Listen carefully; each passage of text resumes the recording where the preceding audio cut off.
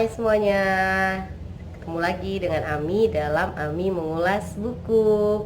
Dan pekan ini saya menyelesaikan 3 buku, alhamdulillah.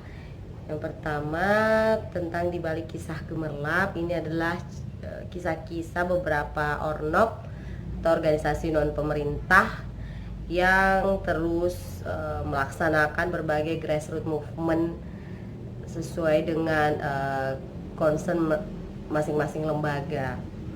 Lalu saya juga membaca hikayat-hikayat sufi dengan beragam cerita-cerita singkat namun kaya makna. Dan saya menyelesaikan buku Cahaya dari Madrasah Pertama, buku yang ditulis oleh 25 orang ibu, salah satunya saya. Dan buku ini juga yang akan saya ulas di episode ini. Sebagai pembuka, saya ingin membaca pengantar yang ditulis oleh Ibu Ida Nurlaila dan Pak Cahyadi Takaryawan. Hanya beberapa kalimat saja dari beberapa lembar kata pengantar yang mereka tuliskan di tengah beragam kesibukan yang ada, yaitu seperti ini bunyinya. Allah menitipkan amanah segumpal darah dalam rahim seorang ibu. Ia bertumbuh dan belajar dari rahim peradaban. Dari ibu anak belajar mengeja rasa. Alangkah indahnya jika ibu bahagia. Mempersiapkan ibu adalah keniscayaan saat berharap generasi dan peradaban yang lebih baik. Tak mungkin seumur jagung membangun karakter madrasah pertama. Bahkan mempersiapkannya jauh hari, 20 tahun sebelum ia jadi ibu. Demikianlah meminjam istilah seorang ustadz di salah satu tulisan yang akan Anda temukan dalam lembaran buku ini. Buku ini bertutur dengan indah tentang pesan cinta para ibu kepada anaknya. Cinta kualitas terbaik sebab berorientasi jauh melampaui usia kehidupan. Tanggal 7 Juli 2020 saya mendapatkan pesan singkat dari Kak Arifah, dan disitulah pertama kalinya saya berkenalan. Awalnya diperkenalkan secara tidak langsung dengan kawan saya bernama Indi yang memperkenalkan sedikit tentang ide dari Kak Arifah yang ingin menulis tentang parenting atau pola pengasuhan dengan mengumpulkan beberapa kontributor. Akhirnya setelah menerima pesan dari Kak Arifah tersebut, saya pun tertarik karena di situ dijelaskan bahwa insya Allah seluruh hasil penjualan dari buku yang akan kami tulis kelak akan didonasikan untuk anak-anak di Yaman, Suriah, dan Palestina melalui lembaga-lembaga yang insya Allah terpercaya. Selain itu, ketertarikan saya juga muncul karena di pesan itu Kak Arifah menekankan bahwa beliau mengajak para ibu atau calon ibu yang juga ingin membagi ilmunya melalui tulisan-tulisan meskipun di tengah beragam kesibukan dan aktivitas. Dan insya Allah, dan kemudian saya bilang bismillah, oke, saya akan ikut. Prosesnya cukup panjang juga sebenarnya karena waktu itu ada kegiatan juga di sini ya. Kita ke Pulau Aceh waktu itu ada kegiatan, dan alhamdulillah di end bisa mengumpulkan naskah yang beberapa halaman itu, dan kemudian di bulan Oktober akhirnya tercetaklah buku ini. Di situ saya melihat bahwa ada 25 orang penulis dan beberapa orang ini ternyata adalah orang yang saya kenal. Sebut saya misalnya Kak Mugniar, seorang blogger yang sejak beberapa tahun lalu terus saya ikuti juga tulisannya. Lalu ada sahabat saya namanya Mirna. Dan saya ketika membaca ini berasa reuni lagi dengan Mirna dengan perannya yang sedikit bertambah, yaitu menjadi ibu dari Kasfa.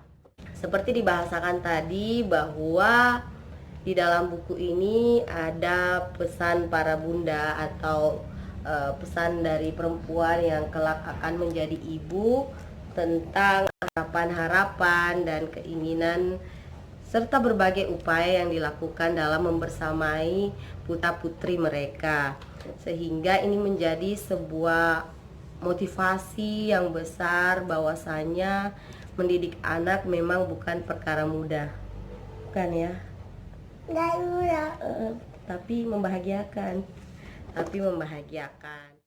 Alhamdulillah ketika membaca ini saya pribadi merasa mendapat reminder yang luar biasa untuk terus semangat membersamai Salam yang kini udah 2 tahun ya, 2 tahun 1 bulan ya, 2 tahun 1 bulan,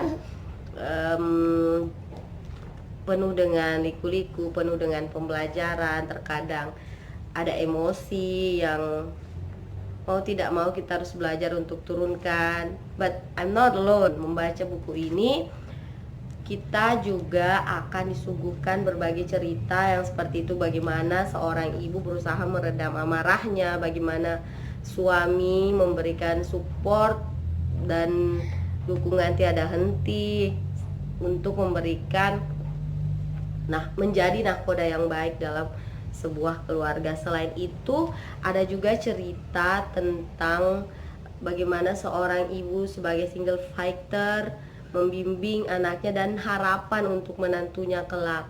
Lalu ada cerita juga bagaimana pertanyaan-pertanyaan yang tidak lazim tapi disampaikan oleh seorang anak yang kritis, sehingga sebagai ibu, lagi-lagi sebagai madrasah pertama, belajar untuk menjawabnya dengan bijak.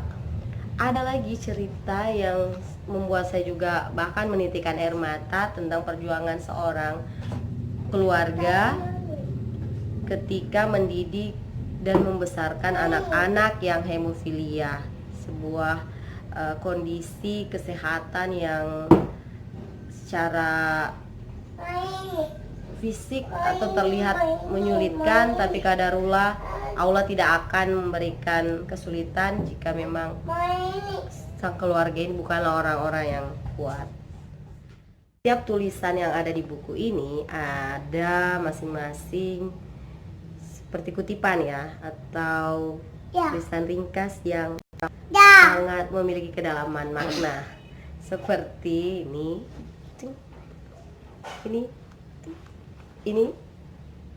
juga.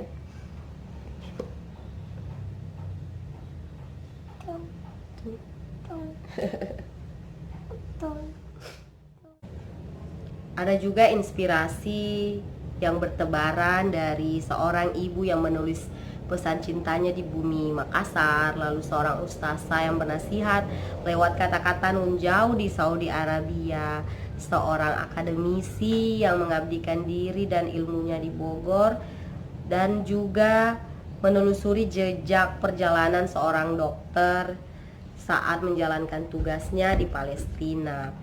Buku ini berdasarkan bagian pembuka dari editor. Awalnya ditulis oleh para kontributor yang tidak saling kenal, namun kemudian meskipun diberi kebebasan oleh sang editor, pada akhirnya kami para penulis ternyata membentuk alurnya masing-masing yang kemudian bisa dirangkum dalam 3 bagian. Jadi ada 3 bagian besar dalam buku ini yang pembaca akan temukan. Alhamdulillah, secara pribadi saya merasa beruntung, meskipun itu bukan sebuah kebetulan menurut saya, karena sesuatu terjadi pasti ada maknanya, ada hikmahnya. Tapi dengan adanya proyek antologi ini, lagi-lagi sebagai bagian dari penulis menjadi semangat untuk terus berkarya, terus menjadikan tulisan sebagai sarana berbagi dan tentang pengingat. Lagi-lagi it's about reminder to be a better mom, karena ya, ibu adalah madrasah, cahaya dari madrasah pertama, sebuah harapan untuk anak-anak kita kelak. Dan alhamdulillah berdasarkan informasi penjualan untuk pemesanan pertama sudah didonasikan untuk anak-anak Palestina, Suriah, dan Yaman. Saya dan juga pastinya teman-teman yang terlibat dalam proyek antologi ini berharap semoga semua langkah kita, baik sebagai kontributor, sebagai pembeli, sebagai pembaca, mendapatkan keberkahan setiap langkah. Harapannya tentu saya mau lihat, membacakan ya harapan yang tertulis di bagian awal ini oleh sang editor. Proyek ini saya harapkan memiliki nilai lebih, bukan karena usaha kami agar ia dibeli oleh sebanyak-banyaknya pembaca dan memperoleh keuntungan materi, namun sebab ada misi yang sejak awal saya sampaikan kepada segenap kontributor, bahwa seluruh keuntungan dari buku ini akan kami hadiahkan kepada anak-anak kaum muslimin di daerah-daerah konflik, seperti saya sebutkan tadi. Nah, pemesanan untuk yang kedua juga masih dibuka, walaupun sekarang sudah masuk ke proses cetak, tapi masih ada beberapa yang ready stock. Yang masih mau pesan bisa pesan langsung di @fahimproject. Terima kasih. Semoga ulasan di episode ini bermanfaat. Yang sudah subscribe, terima kasih atas dukungannya. Yang belum subscribe, silakan subscribe. Dan kalau ada usulan buku yang bisa saya ulas, bisa komen di kolom komentar. Sampai jumpa di Ami Mengulas Buku episode selanjutnya. Dadah. Saya Bilang apa? episode Episode apa? yang Episode lain.